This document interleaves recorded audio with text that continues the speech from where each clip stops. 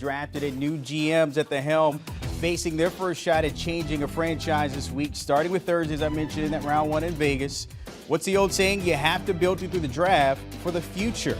All the work of hundreds of names and hours of evaluation, interviews, miles of travel to practices and games, and getting to know these prospects will pay off in 3 days. The conclusion for some. Take a look at it here. 4 new leaders in the clubhouse with a shot to put their stamp on their respective organizations here. 3 of the 4 are looking to jump back into the postseason picture, with Ryan Poles in Chicago, Kwesi Adolfo-Mensah in Minnesota, and Joe Shane up north with the Giants here.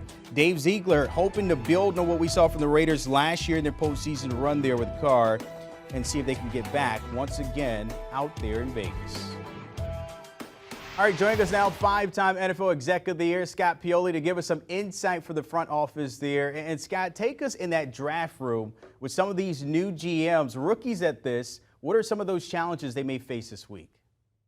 You know, one of the biggest challenges just to make sure that you trust what got you in that chair and to not try to do too much. You get in one of these roles and you feel like there's this enormity of pressure and there's so many people looking at you, which there are.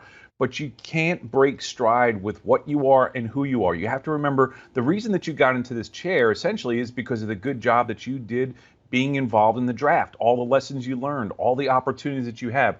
So to me, one of the biggest things is just remembering what got you in the chair.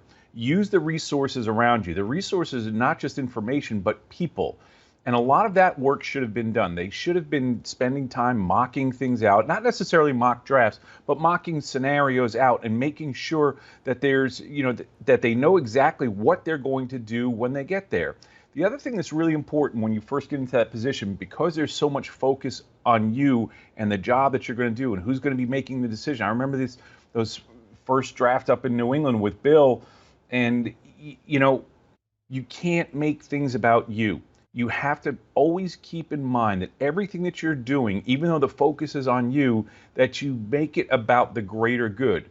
So again, don't break stride with who you are, what you are, the knowledge, information, and experience that you have, and don't make it about yourself. As you mentioned, there are a lot of research put into this, and a lot of us like to play at-home GM when we see that clock up there and that pick is somewhat waiting to get to double zeros there. When those decisions in certain scenarios and ideas are squirrely, kind of put us in the shoes of what it's like to be on the clock here. Yeah, so for me, I think it's different for every person, but for me personally, the football family that I grew up in, we were so focused on preparation, an enormity of preparation. At times, I think we might have been over-prepared, if there's such a thing. But I think what comes with preparation, there's this ability to just calm down. I just remember every year that I was in that chair or one of the chairs making decisions, that every time it got closer to our pick, I actually felt like my pulse and heart rate was getting slower because things were unfolding close to what we believe. You have this small group of thoughtful people there that are to help you work. That's how our draft room was. Some draft rooms have a bunch of people. It's a made-for-TV event. I get that. The people I worked with understood that. But you can't make your draft room a made-for-TV place. So to me, it was about the preparation. It was making sure that you were calm and make sure that you're thoughtful, having a smaller group of people that were there, then bringing people in once you make that decision. Because again, this is a multi-million-dollar generational decision that you're making every single draft to build your football team, either by making a pick or by trading a pick. But just making sure that everyone is calm and that all the preparation is done ahead of time, and you should be calm. Scott, of course, you've been in those rooms before, and a lot of these picks not only just change the franchise, but also they change and impact a player's life, whether they're selected first or very last. Do you have one of those iconic moments, putting us in there when you had a chance to maybe a guy that you scouted so much, had a chance to get your hands on, and that moment was one of those moments for you?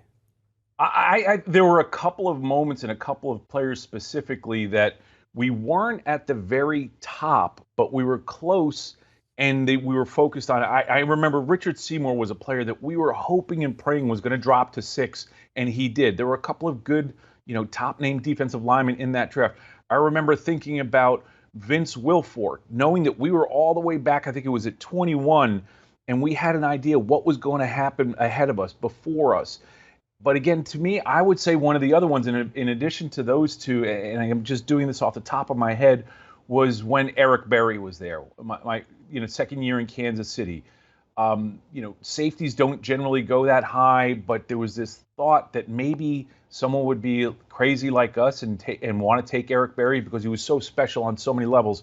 But I remember when Eric Berry was there, I couldn't wait to get the card turned in. But in those situations, we didn't rush the card up. The responsibility you have at that moment, even though you're dying to get that player, you have to keep yourself in control and make sure that there's not some crazy offer that's maybe moving back one spot where you can get a lot of currency. You have to let that thing live and breathe until that last minute.